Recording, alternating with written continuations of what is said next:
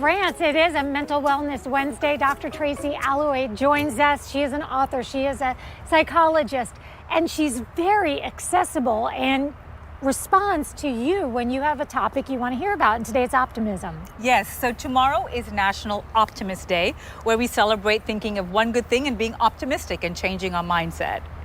So what does that mean for everybody day to day? Does that mean that we approach every day thinking only great things are going to happen, or does it mean that we just kind of think about hoping, like, you know what I mean? Like, do we really go into it? Born this way? Is it nature or nurture? Sure. That's, I think, the other part of it. A lot of questions. Because, like, when you meet people right away, you could tell optimist, pessimist. And it's like that, like, throughout the year. Yes, that's true. So first of all, we know that the home environment, so something else you can either thank or blame your parents for, but we know that a loving and supportive home environment will tend to cultivate a more optimistic outset. But we can change it. It's not fixed. And one of the main things to remember, that optimism is very different from this idea of blind optimism, where we kind of go into something thinking, oh, it'll be fine, it'll work out just great. That's blind optimism, and it's actually counterproductive.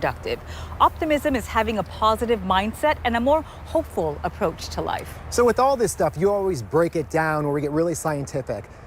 What part of your brain is driving this, and how does that affect us? Yeah, this is such an important point to keep in mind. So from brain imaging studies, we know that our optimistic mindset recruits our left side of the brain. Now, why is that important? Because it's our language center. So saying one thing that you're hopeful or optimistic for can make a huge difference in shifting your mindset. So it's not just about thinking that I'm hopeful, but actually being intentional and saying, today, I believe good things are going to happen. Today, I believe X. It's kind of what we talked about last week. When you discover something that could be beneficial, you start to really believe it, and it does. It just changes how you're wired and how you think. I'm so suggestible like that. Yes, and it's a good trait. And knowing that about yourself can help shift that thinking as well. I know that I'm very susceptible to things like labels that say this will make you look younger or feel younger or be happy, and so there is a part of that that actually is beneficial, you're saying. There is, and it's also important to know that the company that you keep can make a huge difference. Yeah, I was going to ask you about that, yeah. Yeah, so optimism is very sensitive, as you put it, to the people that you're around. Almost infectious.